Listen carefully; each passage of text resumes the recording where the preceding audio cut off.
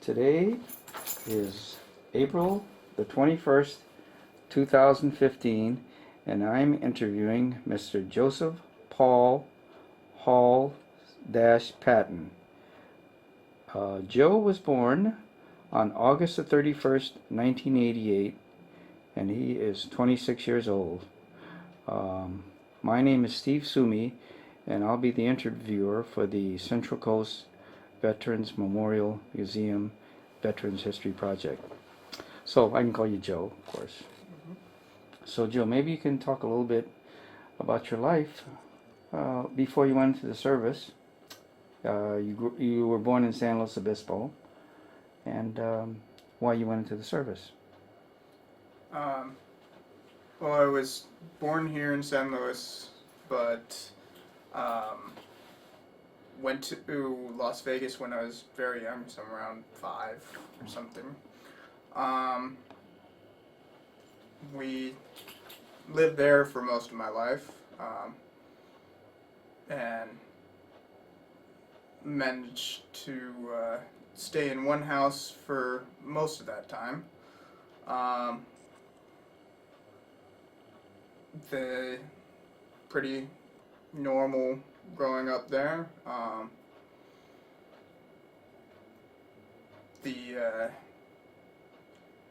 Went to Silverado High School and started looking at going to college.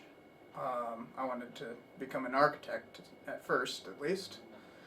And since my parents were not exactly rich, but well off enough not to get FAFSA, I joined the Army to pay for college.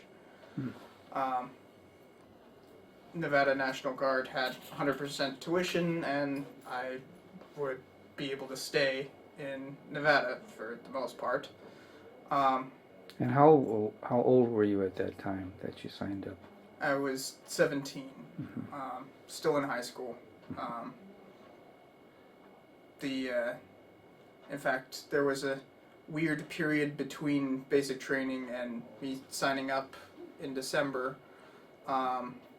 where I was going to high school and also going to a monthly drill that was, I guess, supposed to prepare us for basic training. It was really just going and playing Army for a weekend. But you got to feel all proud about putting on a uniform and everything.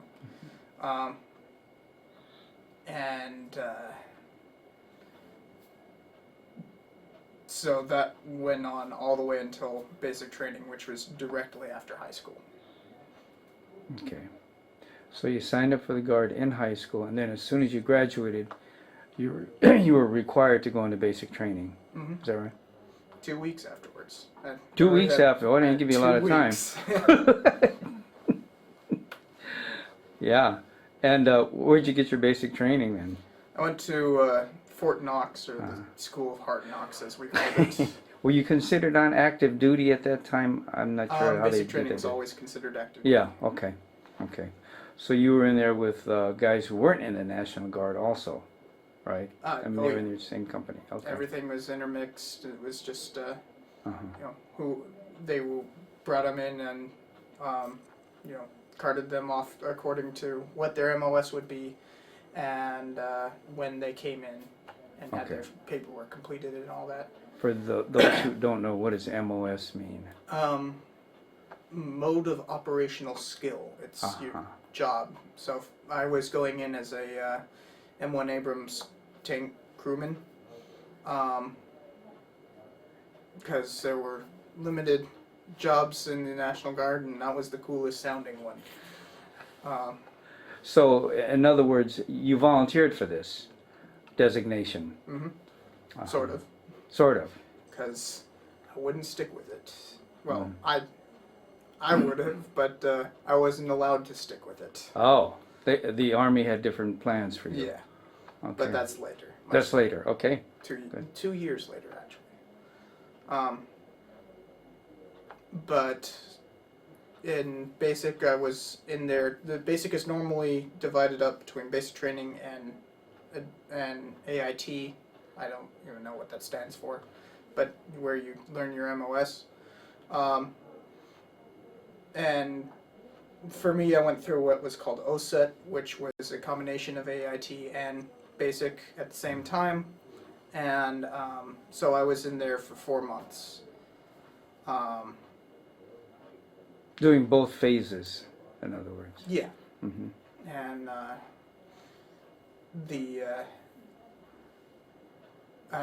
so the whole time we were preparing to become tankers, there wasn't any, there were none of what we would call POGs in the military, which were personnel other than grunts.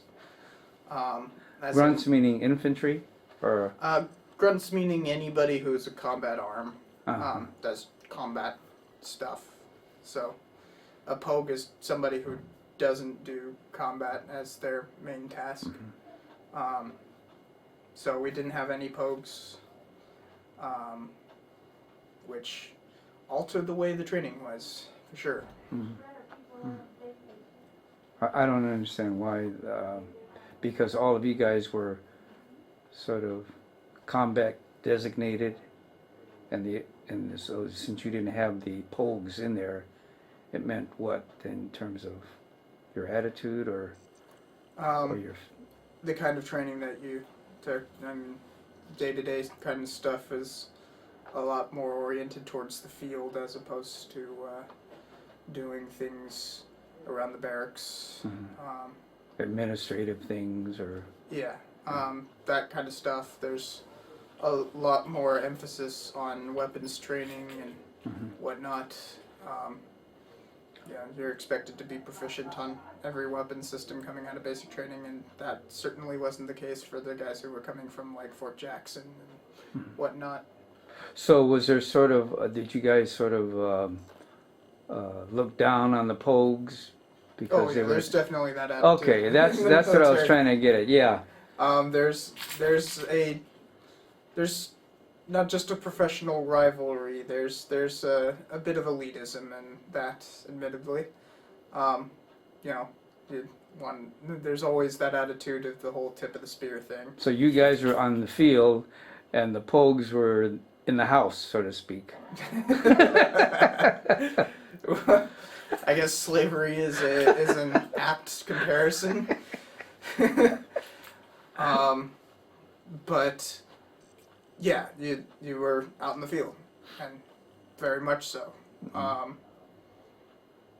And in basic, we had after the first basic part, which was always combined with tank training, but you never got on tanks until after the first 9 weeks, mm-hmm. and then did the actual tank training. The tank training, that's mm-hmm. interesting. I just want to back up a little bit, talking about, different statuses of people and attitudes towards one another.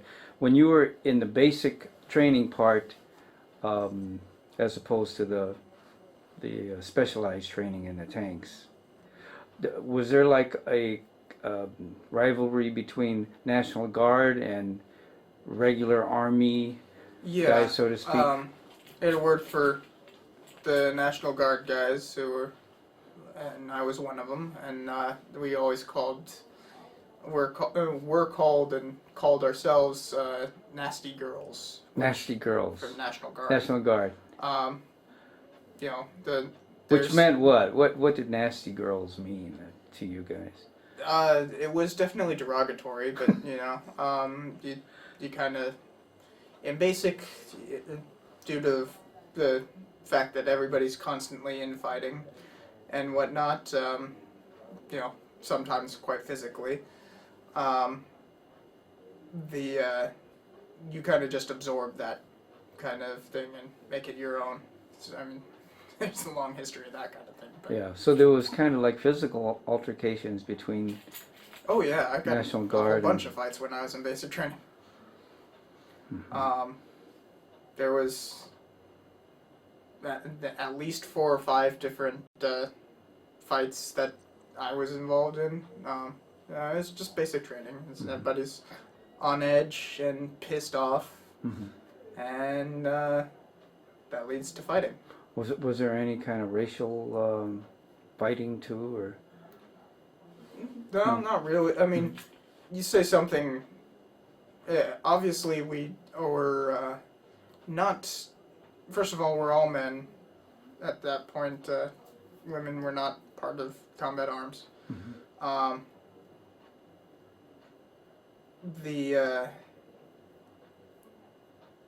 So there's going to be a certain degree of making fun of people for their race. It's not like it's actually meant to be racist or anything. It's just Just joking. joking around. And so it's give and take on both. So sometimes that certainly could end up going too far. But I wasn't involved in any fights for that. Most of the time it was fights over where somebody was sitting, or just where the conversation had gone when everybody's sitting there cleaning up the barracks or something along those lines, or or more often what somebody had done in the field or anything and made everybody have to do push-ups, so then everybody's going to gang up on you, and you have to fend for yourself. But that's just it never turned into anything major. It was just fights. A bunch of kids fighting with each other. So it was all kind of incidental, the conflicts and so on. Okay. So anyway, so you were getting trained in a tank, as a tanker, as they call it. Yeah. What was that like for you, and what was that like training on tanks? I loved the Abrams quite a bit. You loved what? The Abrams. Uh-huh. I was trained on the M1A1 Abrams. There's also the A2, which I received a little bit of training on. But in basic, you learned all the different positions. You had to be able to function properly as any part of the crew, which meant driving, loading, gunning, and commanding. And how many people are in a team or a group on a tank? 4. 4, okay. Gunner, loader, driver, commander.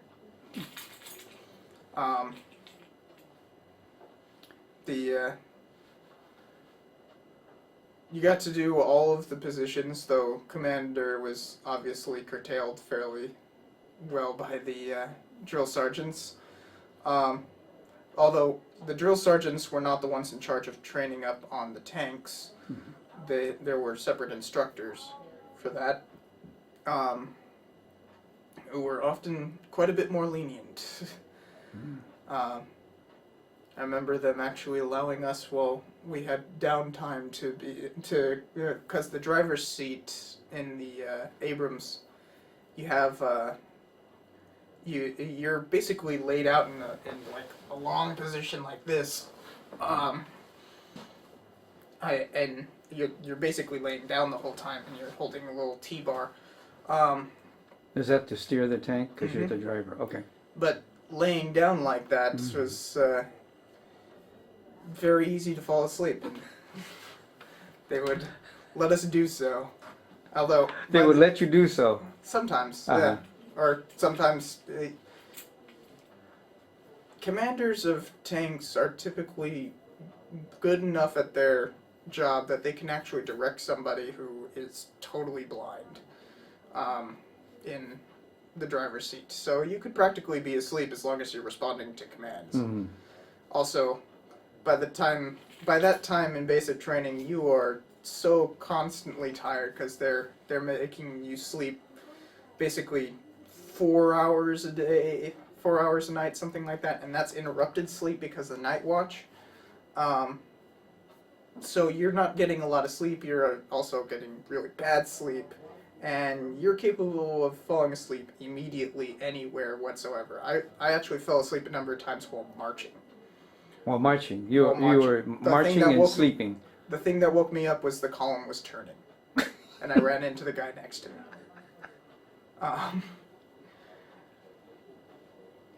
I got really good at sleeping in any possible way. And in any position. Yeah. Standing.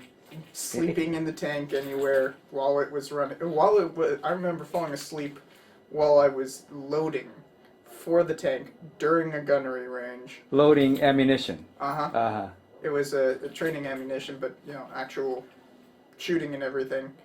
I mean, the tank is shooting, and I actually fell asleep. I had to, the freaking TC reached over and had to slap me in the helmet. Just to keep me awake. So you could keep loading. Yeah, because just constantly tired and basic. In fact, we got to the point that, I mean, they would bus us around quite a bit in Fort Knox. It's a pretty big place. But they also, when you're getting bussed around, they didn't care if you fell asleep on the bus. So everybody learned that as soon as your butt hit the seat, just boom, out. And we had a weekend between the basic portion and the AIT portion, the second phase, that was a family day kind of thing. It was a family weekend, I guess. And when my parents picked me up, I fell asleep immediately. In their car, you just kind of crashed. Boom, out. I had no control over it. It was just like, oh, we're moving. That's pretty funny. So yeah, the tank was conducive to that, and we got trained fairly well on the Abrams. So you got trained in all four positions of the tank. So so the person who sort of was in charge of the whole thing were the drill instructors, right? In terms of your the team. ultimate thing in training, sure, but in terms of the tank training itself, there were instructors. There were non-drill, just regular instructors who were training us up on the tanks. And they were fairly lenient, you were saying. Somewhat, yeah. Yeah.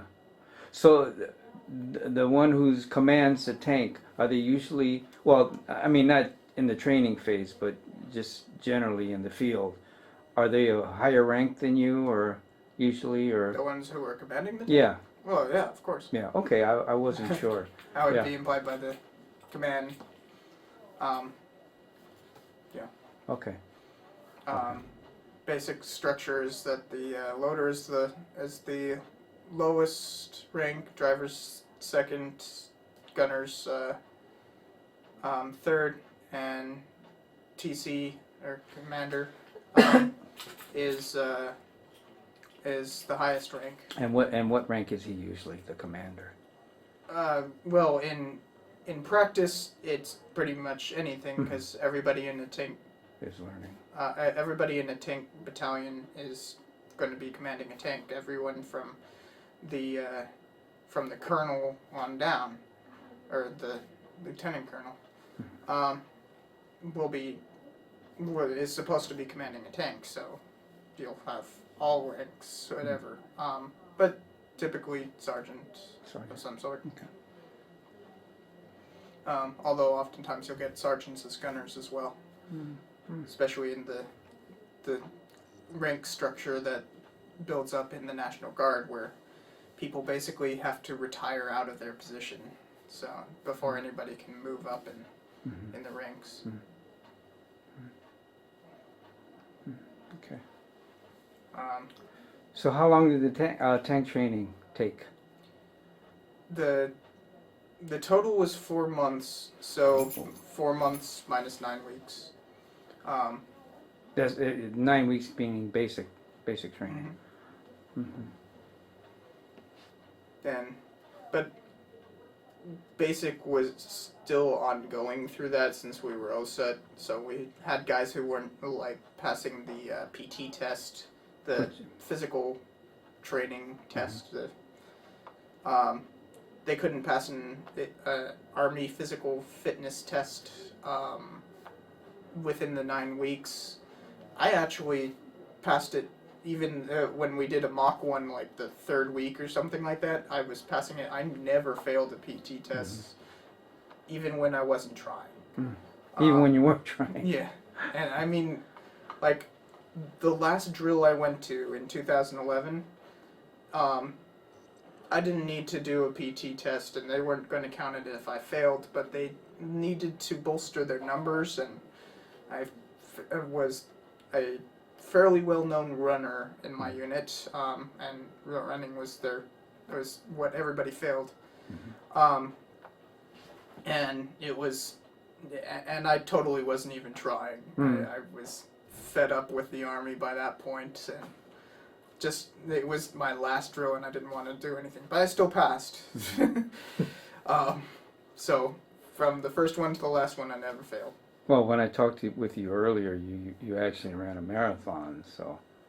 So yeah, that was the first marathon I ran was in when I came back from basic training.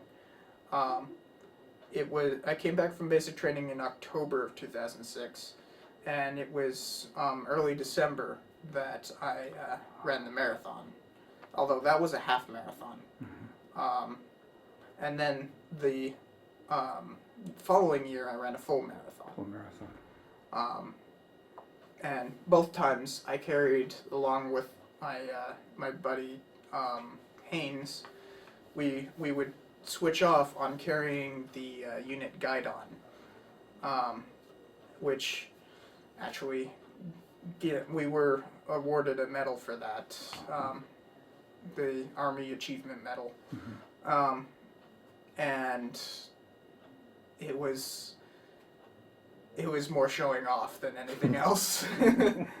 A lot of marathon culture is oriented not just around running, but kind of showing off what you can do while you're running. So people do crazy things, especially in Las Vegas. There's a lot of Elvis impersonators and that. In fact, they have an entire section of the race. They have the initial competitors who are like actually competing, and then they have the Elvises go. So they'll have something like 100 Elvises running, and then everybody else went. And we were right at the head of the column of people. We got there way early when they did the whole Pledge of Allegiance or whatever. We actually saluted with the guidon. I was in my unit. I was a guidon bearer, so I was trained in how to do everything with it. I mean, move it in different positions. Yeah. And, What was proper, and it's really annoying to learn because it's not as simple as it looks. Interesting. And it's one of those kinds of military drill things where while it looks like everybody's just marching, there's a very particular way they're marching. Same thing with the guidon. So when you ran the marathon, you were kind of officially representing your unit, and yeah, basically. it was the first time we basically stole the guidon. I was the guidon bearer, so I could take it technically, but I wasn't supposed to take it out of the drill hall. But we asked, and we asked my platoon sergeant, and my platoon sergeant said that he'd go and ask the commander, and I guess that never happened by the end of the drill, and we were like, nope, we're doing it anyways. So he just took it. Well, you got a medal for it, so it must have been okay with everybody in the end. Yeah, clearly. That's funny. And especially the second time. Though more than once. Well, there's the full marathon. The second Oh, yeah, you did a half and then a full one. Yeah. the way we did the half one was that Haynes took it the first half of the half marathon, and then he ran the rest of the full marathon, and I ran the back, which I thought carrying the guide on back would be easy, except for the wind was going against me the whole time. I came back with blisters just lining just my from hands. trying to hold it Yeah. steady. Wow. Well, holding it in number of positions and just trying to figure out, holding it like this, holding it like this, holding it like this, and just figuring out how to hold it against that wind, and got a whole bunch of blisters from it. Let alone the wobbly knees that come with running that far. But at least I got a medal for it. Absolutely. Yeah.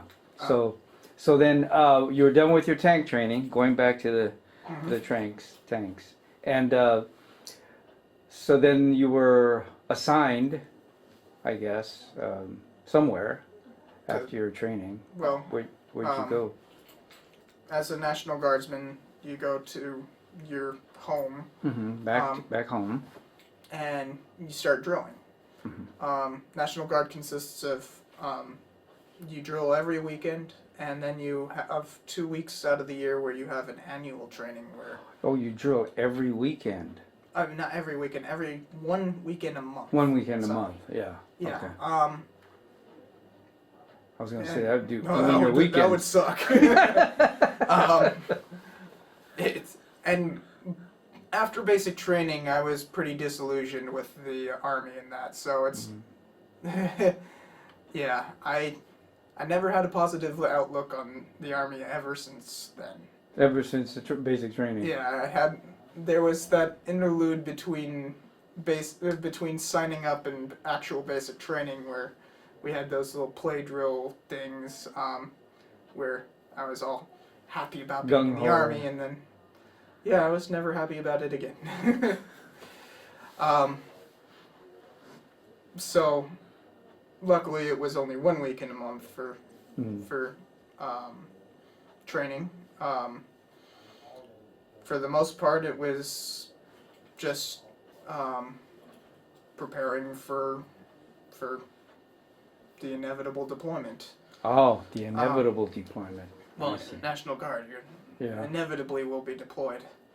Although I managed to skirt by for a long time on that. Didn't get deployed until 2009. So were you deferred, or you just sort of your number just didn't come up, or? Yeah, the unit the unit had just been coming off a deployment when I came back from basic training. They'd been back for like a total of a couple of months. And there's a deployment cycle and all that. And so I managed to avoid it. And then there was a further complication later when I came back after all that training on the tank and everything. They told us, oh, by the way, your tanker training is totally useless. We're switching over to being scouts. My goodness. I barely got to be on a tank. I got to do a gunnery, and that was cool, but I was driving in gunnery, and driving in gunnery is basically, pull up to the target, pull up to the berm, no, pull back, pull up, pull back, pull up, pull back. Okay, now we're going to go to the next one. Pull up, pull back, pull up, pull back. Okay, you're done. That's your training. That was I'm allowed to wear tanker boots, but that's it. So a scout. What is it? What is a scout? What is it? Reconnaissance. Specifically in the Army, that we were cavalry scouts, which meant that we were mounted. Never mounted on what? Either Bradleys or Humvees. Okay, I see. Okay. And there's a saying in the cavalry, which is death before dismount. So we were very attached to our vehicles, and that's why it was so sad to see the tanks getting carted away. I managed to avoid changing my MOS for that for a while, because they had a limited amount of spots for going to school for becoming a scout. So I had signed up to go to college. So this entire time from 2007 onward, I was going to college, trying to become an architect at first. And the they didn't have any spots for the summer, so I didn't get to be trained up. So I had to remain As a scout. I had to remain a tanker for another year. Oh, boo-hoo. My annual training, because they had sectioned off annual training for that, my annual training consisted of going to the drill hall and working in supply. In supply. Yeah, so I became a poke for a couple of weeks. Mm-hmm. Really didn't do much of anything besides like read Harry Potter. So your annual training was the one where you went once a year was like 2 weeks? Or? Yeah, 2 weeks out of the year. 2 You had to do it, so they needed me to do 2 weeks. Mm-hmm. And that was like, I only have the summer. Mm-hmm. Please don't make me do training while I'm at school. That's the whole reason why I'm in the Army. So they let me do annual training as a supply guy. And they would send you away to somewhere to get this training, 2-week training, or was it just in Las Vegas? It was just in Las Vegas. Ah, I see. Okay. Just driving across town from my home to that place. I think I finally got my motorcycle my first motorcycle while I was doing that, so I was able to get there fairly easily. Uh-huh. Wow. So you did this in the reserves until your number came up to be deployed. Yeah. So at first, by the way, there was a whole nother year of from 2008. We did an annual training. They did regular annual training. I actually went to go be trained up as a scout in Boise. But then, towards the end of that year, they started talking about like a volunteer assignment to Iraq, and like the whole unit volunteered, and I was like, The whole unit volunteered. Most people volunteered. I was in a platoon of like 30-something guys. Yeah. I was one of, I think, 3 or 4 guys who did not volunteer. Mm-hmm. Yeah, and like 2 of them were going to be getting out fairly soon and just didn't want to be stop-lost. Yeah, sure. So I was like, I don't want to go because I'm going to college. Yeah, yeah. But so did the rest of your platoon kind of look at you like? No, everybody okay. knew why I was doing doing it. I didn't care. I was always somewhat of I guess you could say a rebel when it came to a lot of that stuff. I purposely walked around with like, especially when I came back from Afghanistan, I switched my major to history. I would have to be reading a lot, and so I would purposefully pick the books that would be the most incendiary to carry around. So I'd carry around, Thoreau or. And you have it in your back pocket. No, right there. Right there. Oh, sticking out of the pocket and everything. So people can see. Just big old bold letters, Thoreau or whatever I was reading at that point. Specifically to screw with people. People's heads. Yeah. Yeah. So with that in mind, I didn't really care if Yeah. anybody had a negative opinion. Everybody knew already. Yeah, and they already knew that I wouldn't care. But then all changed at the end of the year when I got a call at my job. I was working as a draftsman at that point. And it's like, hey, you know that Iraq deployment? Yeah, that's not happening anymore. We're going to Afghanistan. I'm like, oh, well, that's cool. Why are you calling me? It's not voluntary. Oh, wait. I'm going to. Yep. Oh. so. And how much time did they give you? Oh, I got plenty of time. Uh-huh. We didn't deploy until like April or something like that. Although, February of 2009, we went to Camp Roberts, which is just north of here, for some training. It was our annual training, but it was extended annual training because it was like 4 weeks. And Camp Roberts is miserable. Just a horrible place to be. Although, interestingly enough, that's where my grandmother went to basic training. Oh. So, that was kind of funny. Mm-hmm. They put us in old dilapidated buildings and everything. You know, they were actually condemned buildings. And These are World War II barracks. Yeah, basically. we actually found a M1 Garand clip buried in the vent. It's just like, wow. Really? Still with rounds in it and everything? Okay. They were spent rounds, but somebody had put the rounds back in and put it in the vent to conceal it or something. And I'd been sitting there for 70 years. Wow. But we did that. Then we came back for another month. And then we actually deployed. The initial part of the deployment went to Camp Atterbury in Indiana for a couple months of training. No, not exactly a couple months. It was like a month or 2, maybe. Don't remember the exact dates, but in July is when we finally made it to Afghanistan. And we went from, we were given a week of leave between the training and Afghanistan, so that was pretty cool. And then we arrived at Bagram, and I was part of the first wave to make it to our base.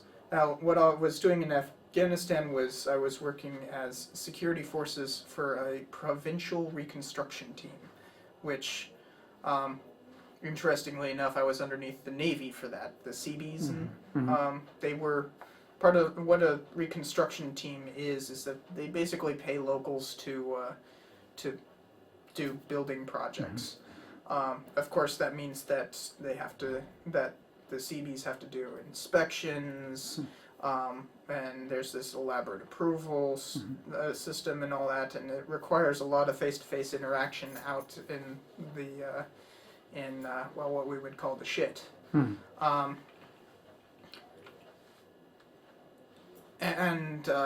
This is with people, interactions with people. Yeah, with Afghans. Afghanis and whatnot. And so we our task was to protect them while they were doing their thing. So a lot of convoy work, a lot of protection on the ground. There's a term for that I'm forgetting. You know, where you're person of interest kind of protection. Most of the time we were mounted. On what? MREPs, these gigantic vehicles that were they kind of defy explanation. The whole point is that they're mine resistant since So they're heavily armored. Heavily armored, very high up because they have a V-shaped hull that that deflects any kind of IED in that. We didn't really have. We dealt with a couple of IEDs, but not. We didn't really have to deal with them because we had electronic systems that defeated anything that was close by. So my life was probably saved a couple of times by those electronic countermeasures because we had a number of. We had like 2 or 3 IEDs go off near the convoy, but clearly out of the electronics range. So they actually diffused the IEDs. Yeah, they were probably using cell phones, so the IEDs weren't much of a concern. In fact, we were fairly invulnerable in those things. I actually had, in one engagement, I had a Dishka, which is the Russian version of a 50 cal. I was driving, and I had Dishka hitting the door right there, and it was just like, oh, nice try. Wow, that's cute. Wow. Wow. So we were pretty invulnerable in those things. It was great. Yeah. Um, So okay, I see you in this armored vehicle, and you're sort of on patrol, and you're yeah, it's not patrol. and protecting. We're going to a location of some sort. Often, or sometimes we'd be inspecting roads, which was another key thing. So we'd have like the CB guy pop out of the hatch and in the back and do the inspection while we're going. Even one case where we dropped the ramp on the back and had him just sit on the ramp while we're driving. But there's plenty of dismounted stuff too, where we'd drive to the location, have to dismount and walk to a village or something like that. And how many people are on this vehicle, on this mount? Per vehicle, there's 2 in the front, the gunner, and there are 4 seats in the rear, sometimes 6, depending on which vehicle. We had 4. And the nice thing about my vehicle, which was called a Max Pro, it had leather seats and air conditioning. Oh wow! Yeah, That's a big we were riding air conditioning. in comfort. Yeah. Although you had to be real careful with that thing because it's big, unwieldy, and also really likes to throw people around. It's very top heavy. Yeah. Yeah. Heavily top. Heavily top heavy. Very top heavy, and and any kind of little bump would Like this. just everything would shift. Or I remember hitting my head on the ceiling a number of times because eventually you stop wearing seatbelts because seatbelts are so much of so cumbersome, especially in combat, that you just stop wearing them, especially considering that IEDs weren't as much of a concern as actual people shooting at you or mortars or whatever. So it was safer not to have your seatbelt on. So yeah, well, I guess, and it also meant that you didn't have to put as much work into getting into the vehicle. Laziness. Yeah. Especially, I was actually a gunner, so we would switch every week. Well, first of all, we would switch every week between. We had two squads in the platoon, and one squad would go on mission for a week, and then it would come off mission status. And while it was off mission status, they would do a protection detail on the forward operational base that we were at, or FOB.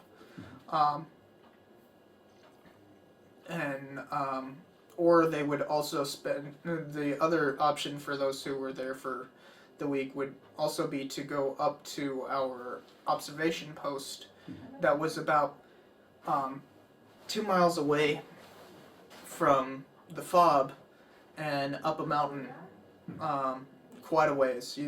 You ended up climbing a lot of mountains in Afghanistan. In fact, they let us wear special boots that they were just regular old hiking boots rather than military issue for that. Just because you were climbing up and down.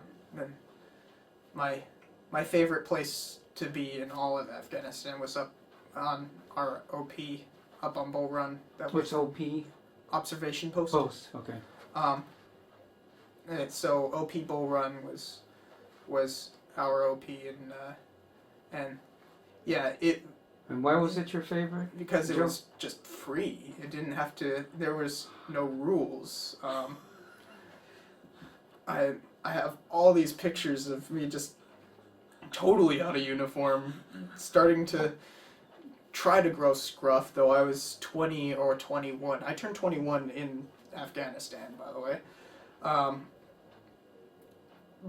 But I was trying to grow scruff because there's no shaving up the mountain.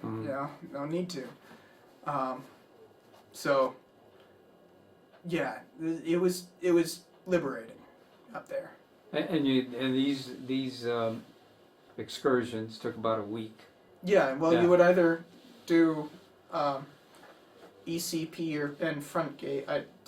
Entry control point. Mhm. ECP is entry control point, and so we would man the entry control point and the front gate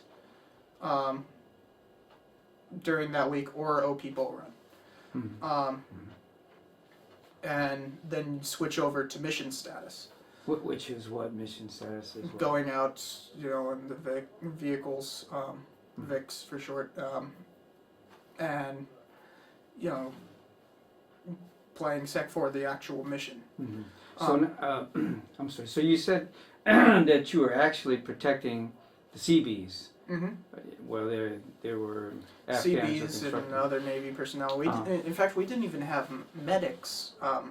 You know how there's a differentiation between medics and corpsmen, that weird relation that corpsmen have with the Marines.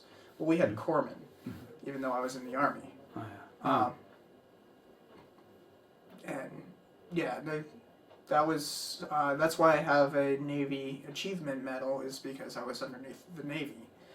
And I got to experience your guys' command structure and how much worse it is. In the Army? Oh yeah. Oh yeah. Well, that's just the Seabees, though. See, the Seabees were like their own little thing, and then there was the command structure. We were underneath. I was actually being paid by the Navy. Oh. My checks were stamped Navy and everything, even though I'm in the Army.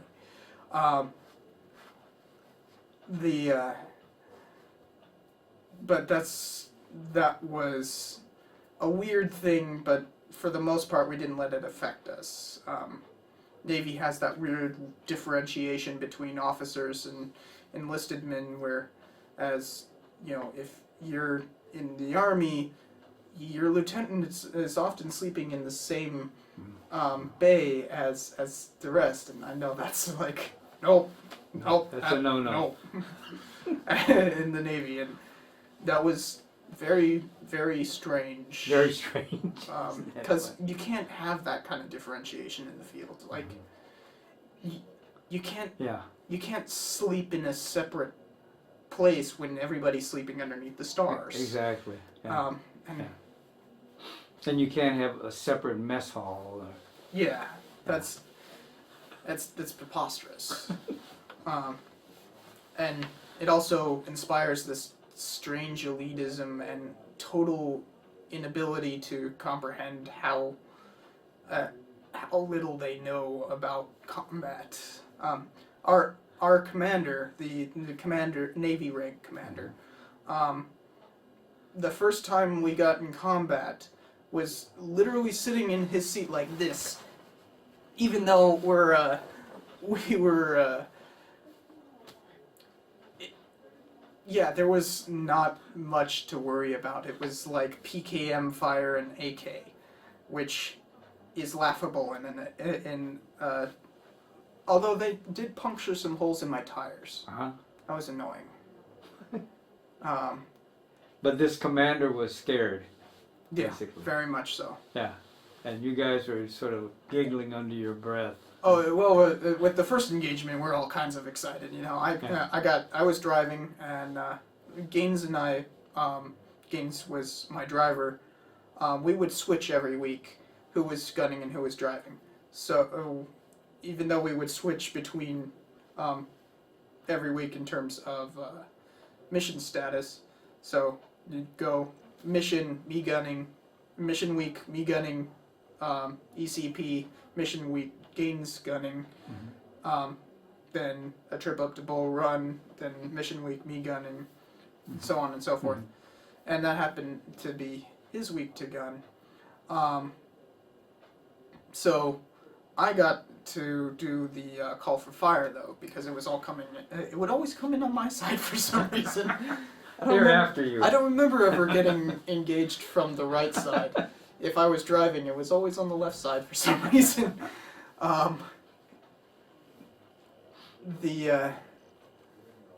um, especially if we were going to what we would call out west, which was just west of where we were located. That's where we would typically get engaged. We would a famous place in Afghanistan is the Korengal, the Korengal Valley. It's renowned as being one of the most combat-heavy places in the world. And like a couple months after we left, they actually said no one other than special operations were allowed to go in there, but we went in there. And going out west was near the Korengal, so oftentimes the insurgents would come out of the Korengal just to set up, little ambush. I guess you could call them ambushes. They would normally engage at like 600 yards and that. So I mean, this is like kind of classic warfare. It's set for totally unbalanced because we have armor and better guns and better training in that. So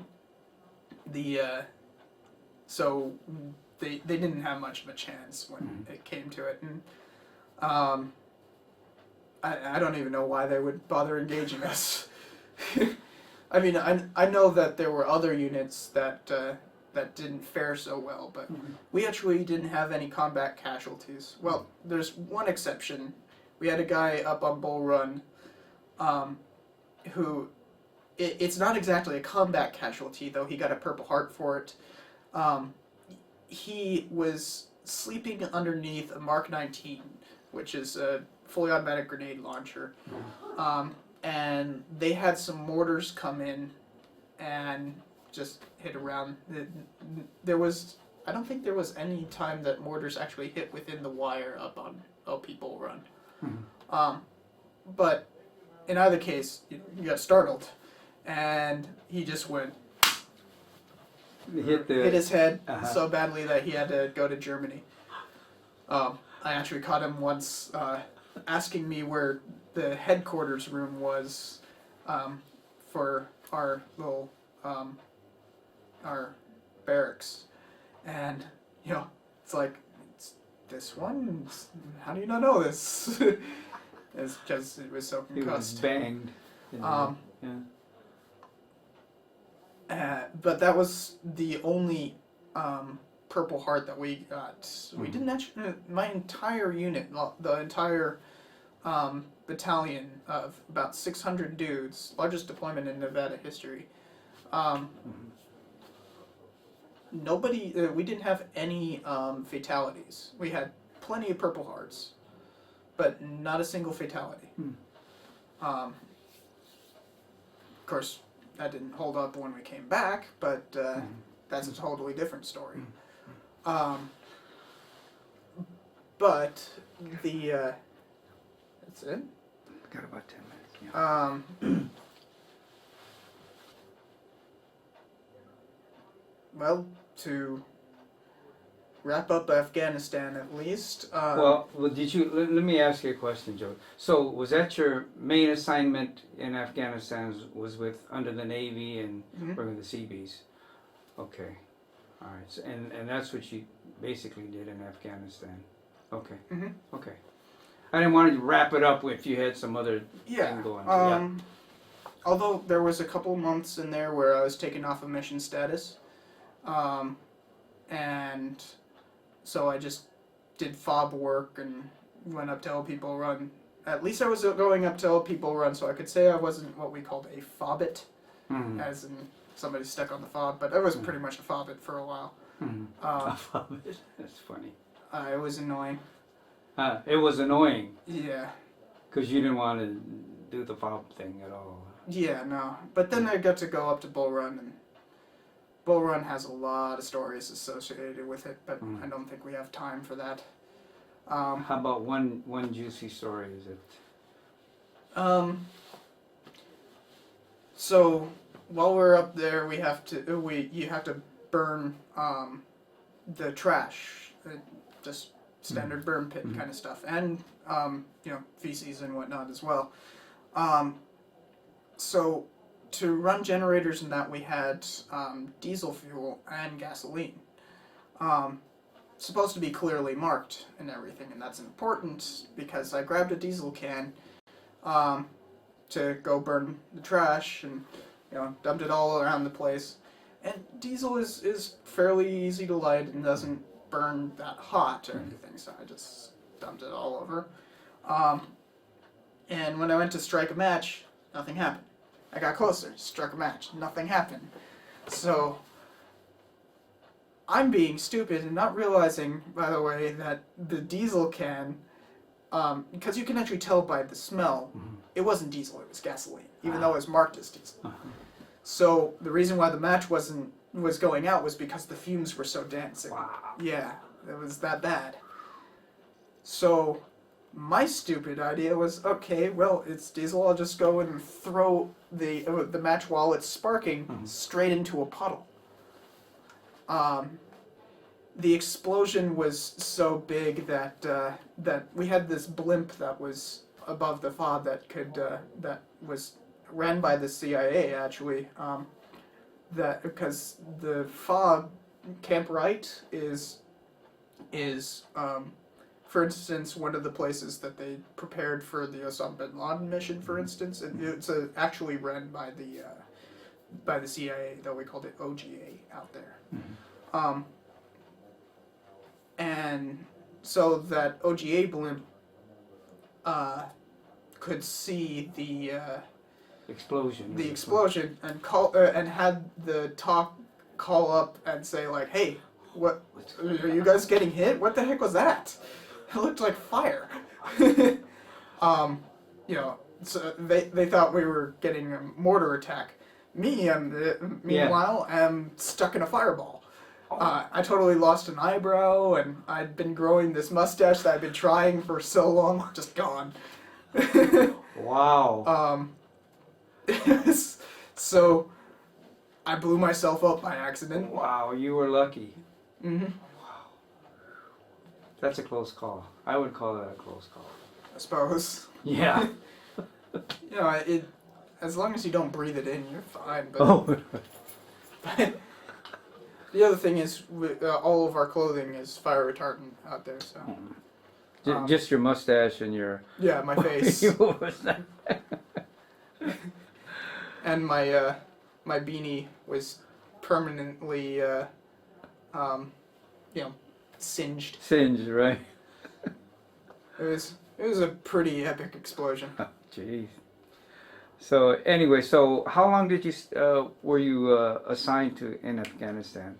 From 2009 to 2010, we arrived in July, came back in April, something like that. Oh. Yeah, April, I think. So about 9 months. Yeah, Yeah. The deployment itself was a year. A year. Okay. Then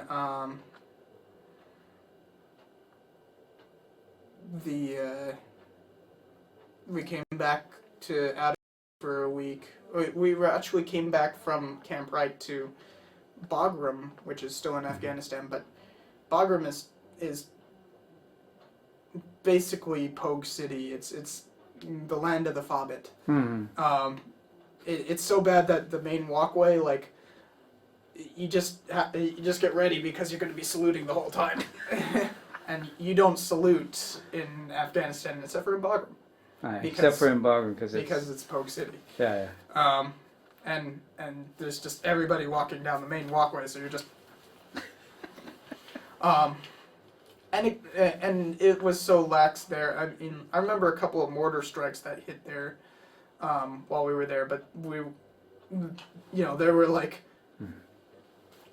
people are freaking out. There's sirens going off, and we're just sitting there like, shut up, I want to sleep. This happened all the time when we were, yeah. And people are freaking out, and so That's we funny. actually gave up our weapon, our sidearms, and that. Since I was a gunner, I had a pistol as well, and walked around there for nearly a week, unarmed. Oh boy. That's how safe it was. Yeah, and it totally they hold a marathon every year. It's yeah, it's not a particularly combat. In fact, when we came out of Afghanistan, we had to stop by Manas in Kyrgyzstan or Tajikistan or something. But I know that place was the. I know that Manas is important because they experienced a major coup d'état while I was there, and we saw mortars coming in while we were out of Afghanistan. Wow. Because of stupid stuff happening with the coup d'état. Mhm. Mortars hit closer then than any time in in Bagram. Bagram. Although closer means that it was like nearby a whole mile, which is pretty far away. Yeah. So, yeah, Bagram was pretty safe, and then Manas was interesting because there was that. And then we came back and went to Atterbury for like a week, and then came back home. Mm-hmm. Mm-hmm. So back to Las Vegas. So what did you do? So your deployment was over, and I continued my schooling. Got out of the Army as quickly as possible. I was never very satisfied with my experience. So what was your total required time? Was it 6 years. 6 years Mhm. as a reserve, as a National Guard? Yeah. Okay. So when your 6 years were over, this was I got out immediately. 2011. Yeah, Yeah. the end of 2011. Um, And you were going to school all that Yeah. time. and I continued going to school. I switched my major to history, which is what I'm doing now. Yeah. Which is I'm now a graduate student in history here in Cal Poly, but I was at UNLV and got my BA Oh. there. Mm-hmm. And yeah, I got out as quickly as possible. There were still 2 years of muster required after that, which was technically supposed to be every 6 months they would call you in to do paperwork and make sure that you could be called out again. Inactive ready reserve is what it's called. Mm-hmm. Mm-hmm. I know the term. Yeah. Yeah, and sometimes they would actually call up IRR because we had a couple of guys who would, when they were called to attention, they wanted to inform everybody that they were called out of the reserves like that, and so they would be called up and go, "Arr!" But I never got called up. They called me to muster like twice, even though it's supposed to be 4 times. Mm-hmm. And I purposefully grew my beard out way long. My hair, I didn't cut my hair for over 2 years. After that, I went full hippie. Yeah. And so when they called me to muster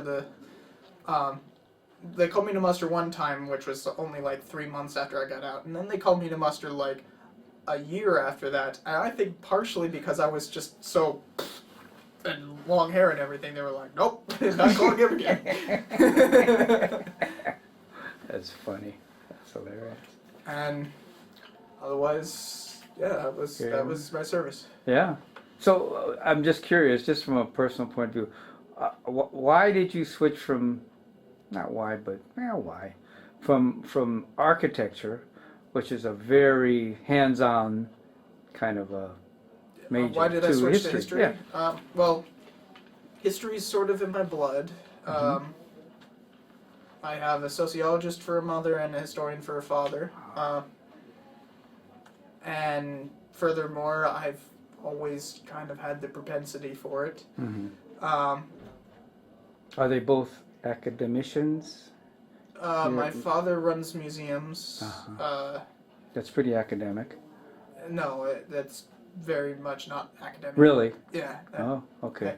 That's definitely scholastic, but not Okay, academic. okay. Scholastic. And my mother is a professor at UNLV, so yeah, she's definitely academic, but they're both scholars. Yeah, both scholars. Um, Exactly. And yeah, and I've always kind of had a propensity for it, so I switched to that because I was not doing too well in architecture. Heck, the only reason why I came here to Cal Poly was because my grades were not good enough to go anywhere else. And it was because of my architecture classes that my grades were so low. Because Now you're a I've got history like guy. a 3.9 or something Oh. like that. So, but I was coming out of there with like a 2.9 or like a 3. It was 2.97 if I remember correctly. So, and there was a very clear trend towards. As soon as I switched to history, suddenly my grades were good. Yeah. I came out of my final quarter of semester. I made Dean's List that final semester. At Cal Poly. No, at UNLV. UNLV, yeah. Yeah, I'm Okay. pro- Oh, so you had switched to history Mhm. at UNLV. Okay. Yeah, that's where I got my Okay. Okay. Yeah, I wasn't sure what his BA. I'm architecture going for was. my MA here. Uh-huh. And all of that is paid for by the Army. All right. Yeah, GI Bill for the win.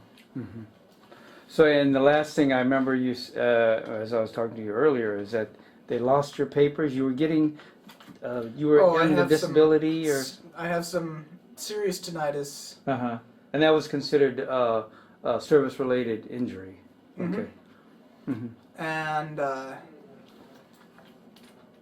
yeah, I worked towards trying to get the VA working on that, but the VA's in itself didn't do anything right.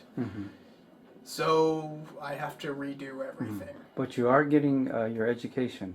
Yeah, the GI Bill is still coming through, although they can't seem to understand that graduate students are full time for graduate students is 2 courses.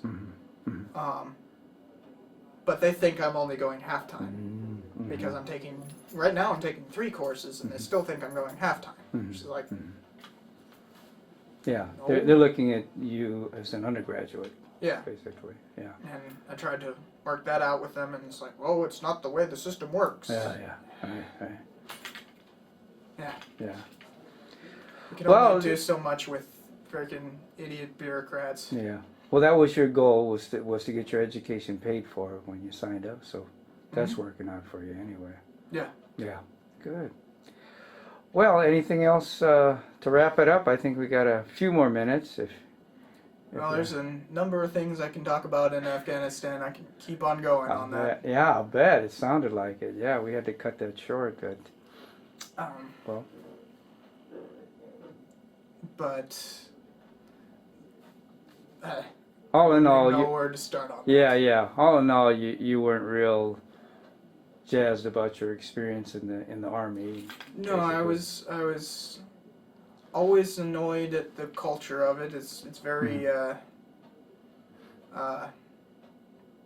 jockish, I guess. As you can guess from my my studies, is that I'm not exactly a jock. Never have been. And so the culture's all wrong. The whole ideology, especially the whole thing with officers, where there's this clear distinction between officers and men, is frankly disgusting. You don't like it, yeah. And just the overall attitude of everything is just not compatible with free thought. Absolutely. It's chain of command. Yeah, and I quite famously would have the problem of overthinking things. So, when I finally got my sham shield, which is the specialist rank, which sham shield implies shamming, I got quite proficient at it, especially when I had to read books and whatnot. I would find a nice quiet corner and go reading and avoid all the details. And read Walden. Or whatever I Thoreau. was reading. Yeah. Thoreau was definitely a way to piss off people. But Yeah. all kinds of different things. I also minored in philosophy, so there was plenty to piss off people. Even the words that you use in philosophy, right? Oh yeah, my favorite one in terms of pissing off people is just carrying around my little. I have like my Nietzsche Bible. Oh. Yeah. And what is that? It's like, Oh oh, boy. it's Nietzsche. He said God is dead. And just, especially the more religious folk going like, what? Anyway, I wish we had more time, Joe. It's really kind of interesting your experiences and your ideas, but got to sign off. So thank you again for your time and your time in the service, which you're getting payback now, which is good. Mm-hmm. Alrighty, signing off.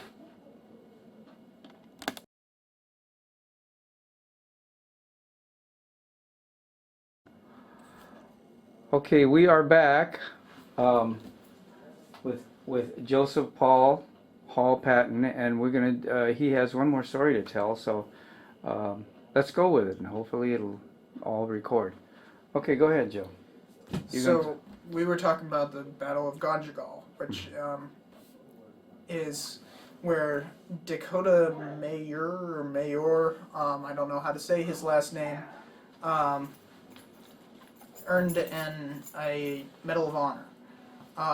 And we were actually involved in that, well, as involved as someone could be in that battle. The problem is, the thing that a lot of people haven't heard about, because it was practically covered up, is, besides Mayer himself writing a book about it, is that there was total incompetence in the chain of command, and what was known as Chosen 1-1, who was who was in charge of the nearby fob,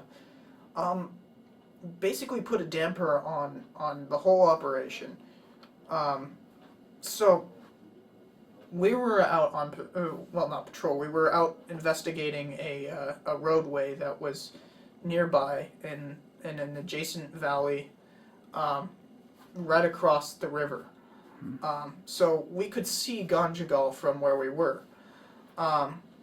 We were in vehicles, moving around, and we started hearing on the radio over the overall net that that the Battle of Gonjagal was going down. It's fairly famous. I don't need to explain it. But our part in it is the untold part, which is that we called Chosen 1-1 a number of times, asking to go. That was the command. That was the command who was, they were trying to, while these guys were in the valley just getting massacred, we're sitting there asking for to go in and help, and they refused a number of times. We actually called at least 3 times. Yeah.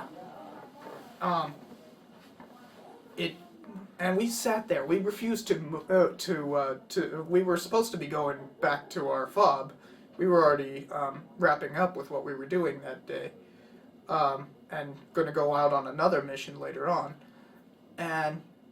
But we scrapped that other mission just to to sit there and try to go and help these guys. So we got as close to the bridge as we were allowed to go without, they have these Blue Force trackers that track everything so they could see where we were. And we were just sitting like ready to go. I was gunning. I had my 50 cal all set up. I grabbed my 240 that was also in the turret, racked that thing up. I was ready. And despite that, despite having forces ready to go and to go help these guys, they they refused.